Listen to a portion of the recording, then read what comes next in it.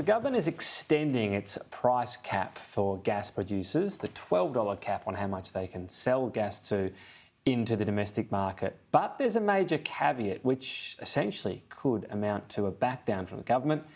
That is, you can actually charge more for it if it's domestic gas we're talking about. Joining me live is Jacob Greber, Senior Correspondent with the Australian Financial Review and gas specialist, I suppose, now, because it's a big issue and you've been on the case. Thanks for your time. So the $12 cap, it's been extended. This is a really interesting caveat, though. So you can negotiate for a higher price if you're selling more gas domestically.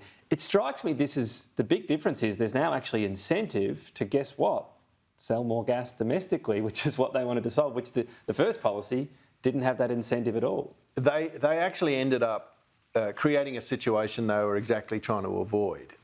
When they announced the initial gas cap at $12 just before Christmas, that was in response to a whole lot of angst from manufacturers about the cost of gas. The government reacted, put in place this price cap. It had the effect of freezing investment in new supply, particularly from next year onwards. And the government, I think, has realised that the policy was counterproductive, and so they're sort of edging away from the initial version, and they've created a big exemption. If you're a gas producer and you're supplying to the domestic market, you can charge above the $12 cap. So it's effectively a watered down cap now. And when you talk about that,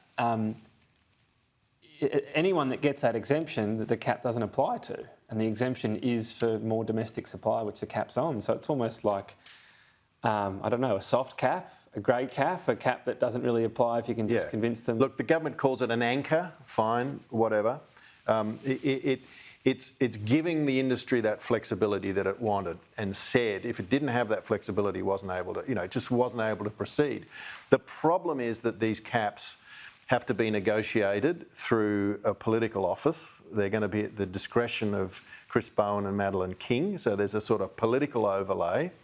They're for 1 year at the minimum, but they can be revoked as well. So from the industry's point of view, they're not out of the woods yet because this hangs over them. I guess cutting to the chase here, this change of direction of the government, will it open up more supply, or is it still sort of a bit of a sword of Damocles hanging over the industry? Yeah, Tom, that's the question that hangs over the government. That's their fundamental issue at stake here.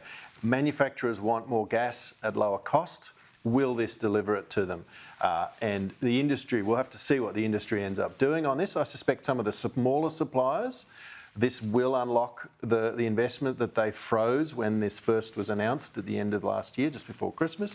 The bigger ones we'll see, because this is an ongoing intervention in their market, and they make these decisions for investments that last decades.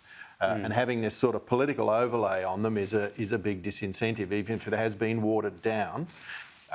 And it comes on top of a whole lot of other, really, frankly, anti-gas issues that are sort of crowded against the industry. We'll see. There were threats made. We'll see if they're hollow or not. We'll see what happens in the PRRT, a whole host of things. Jacob Greber, thank you. Thanks, Tom.